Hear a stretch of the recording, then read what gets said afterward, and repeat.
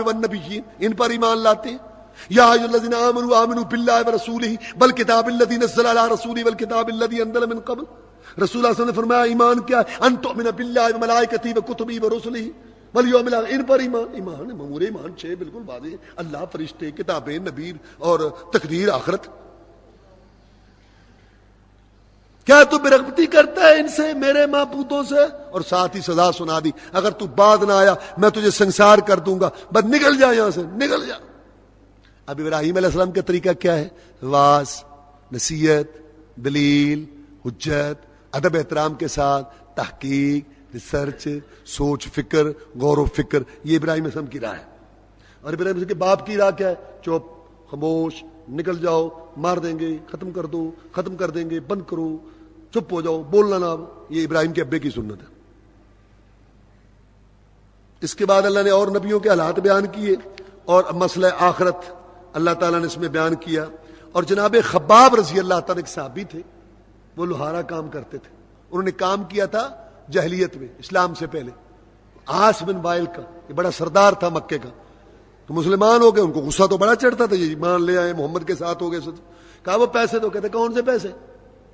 تو میں نے کام کیا آپ کا، وہ پیسے دو. وہ کہتا پھر محمد کے ساتھ کفر کار کیسے خبیث لوگ الناس.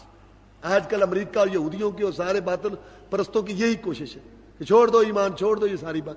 کہتا محمد کے ساتھ کفر کر، چھوڑ سکوں تو میں تجھے پیسے دوں گا. انہوں نے کہا تو محمد صلی اللہ علیہ وسلم کے ساتھ کفر کی بات کرتا ہے، تو مرے دوبارہ زندہ ہو پھر کھڑا ہو اور تو مجھے کہے میں پھر بھی کفر نہیں کروں گا. اس کو اور غصہ آ گیا کیونکہ وہ مانتے نہیں تھے مر کے دوبارہ اٹھنا. کہتا اچھا پھر چھوڑ، مجھے مرنے دے، میں مروں گا پھر اٹھوں گا، بڑا مال ہوگا تجھے دوں گا، جا. تو اللہ نے کہا فرأیت الذی کفر بآیاتنا وقال لأوتین مالا وولدا. کیا آپ نے اس کافر کو دیکھا ہے جو کفر کرتا ہے ہماری آیتوں کے ساتھ، کہتا ہے میں وہ مال اور اولاد دیا جاؤں گا؟ اطلع الغیب ام اتخذ عند الرحمن عہدا. کیا اس کے پاس کو غیب پر اطلاع ہے یا اللہ نے اس کو پروانہ جاری کیا ہے کہ وہاں اس کو مال ملیں گے؟ اللہ تعالیٰ نے اس کا رد کیا. اور اللہ تبارک و تعالیٰ نے قرآن سورت کے آخر میں فرمایا ان کل من فی السماوات والارض الا آتی الرحمن عبدا. تم اللہ تعالیٰ کی اولاد بناتے ہو، یہ ایسی چیز ہے تکاد السماوات یتفطرن منہ، قریب ہے کہ آسمان پھٹ جائیں. اولاد، اچھا اولاد سن لو، اولاد کا کیا مطلب ہے؟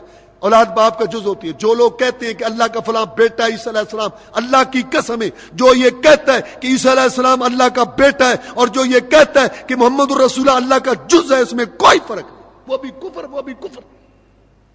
اللہ فرماتے ہیں یہ جو بات ہے نا، یہ بات، یہ جو تم کہتے ہو، اس سے آسمان پھٹ جائے اور زمین پھٹ جائے اور پہاڑ ریزے ریزے ہو جائے، یہ جو تم کہتے ہو کہ اللہ کا حصہ ہے اور اس کی اولاد ہے، اس سے ساری یہ ایسی بات ہے کہ ہر چیز جو ہے تہس نہس ہو جائے. اس بات کی وجہ سے اتنی شدت ہے اس کی. تم اس کو کیا سمجھتے ہو؟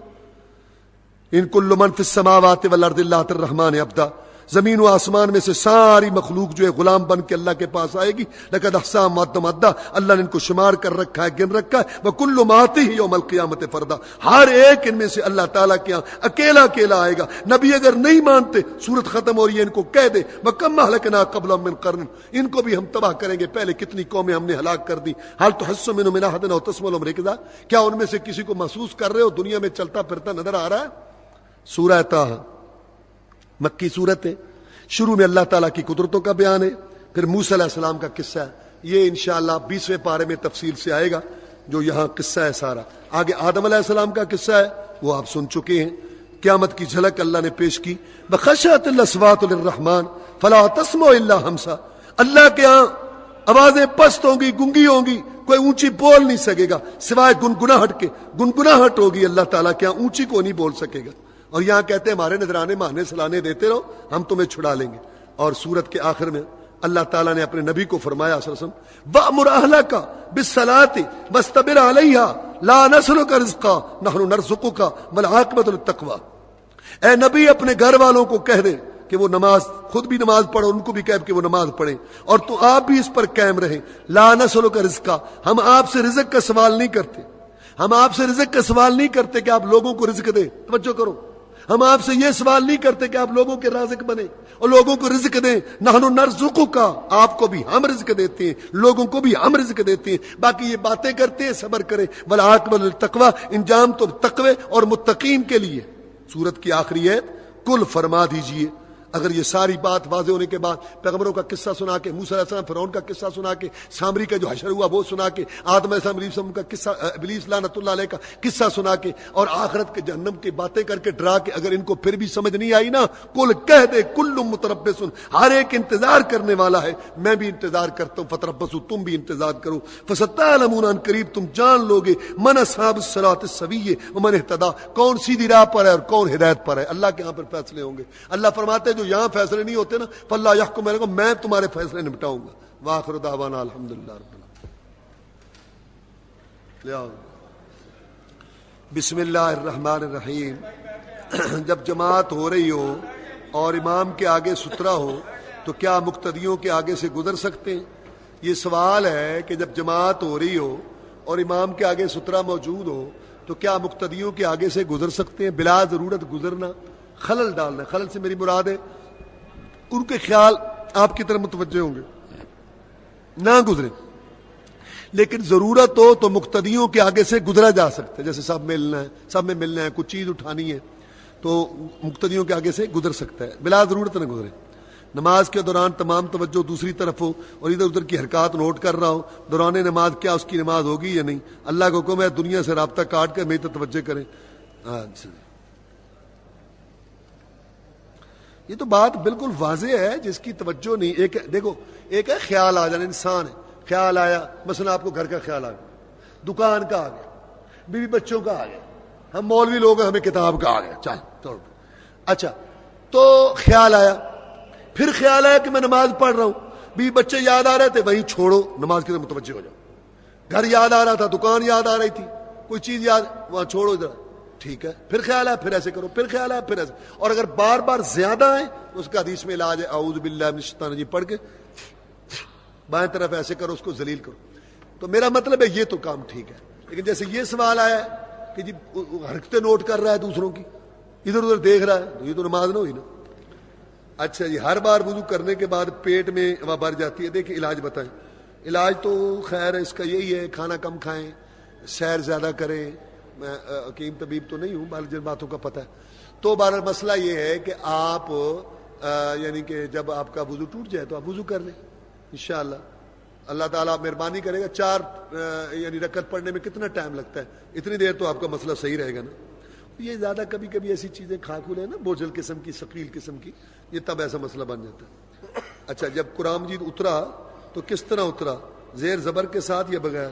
دیکھیں بھائی، قرآن مجید تو اترا، عربی تھے وہ پڑھ لیتے تھے کہ اس کو کیسے پڑھنا ہے۔ جب غیر عربیوں نے پڑھنا تو اشارہ دے دیا اوپر کہ اس کو اوپر کو پڑھنا ہے، اس کو نیچے کو پڑھنا ہے، اس کو ایسے پڑھنا ہے۔ یہ نشانات علامات ہے غیر عربیوں کے لیے، ورنہ ان کو تو ضرورت ہی نہیں تھی۔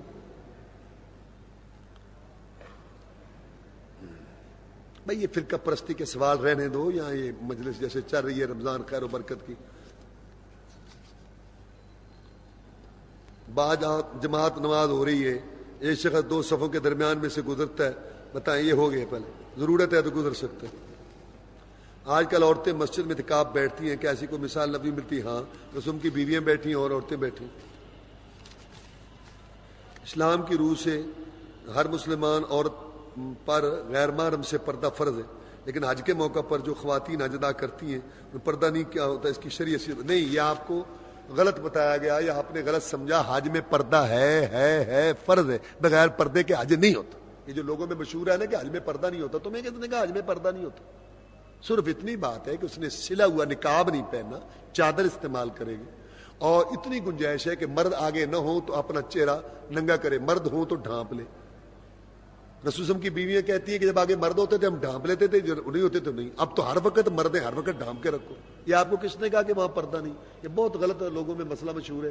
اس میں پھر یہ ہے کہ اچھی خاصی پردے دار عورتیں وہاں جا کے برقع اتار دیتی ہیں، تو نالے کئی آنے میں مکہ مدینہ، حالانکہ پردے دیا ہے مکے مدینے نازل ہوئی ہیں، تو کئی آنے سارے حاجی پہنا پھرا، یہ بھی تو ان کی نے آگے بھی پہنا پھرا۔ یہ ساری باتیں غلط ہیں۔ پردہ فرض ہے، اور پردہ کی جو پابندی نہیں کرتی ہو سکتا ہے کہ اس کا حج نہ ہو۔ یہ آپ کو کس نے کہا؟ چہرہ بالکل ڈھانپ کے رکھو، بس چادر ہے، گھونگھٹ نکالو، اس سے کرو، سلا ہوا نقاب نہیں بس۔ اچھا جی، منافع کی شرح کیا ہے؟ مثلا 5 روپے کی چیز کو 100 روپے نہیں، منافع جو ہے اسلام نے مقرر نہیں کیا، آپ اپنے طور پر جو ہے وہ دیکھیں۔ اور لازمی بات ہے کہ اتنا منافع تو نہیں کوئی لے سکے گا نا، اس نے آخر سودا بیچنے، مارکیٹ میں بیٹھے ایک حد تک لے گا.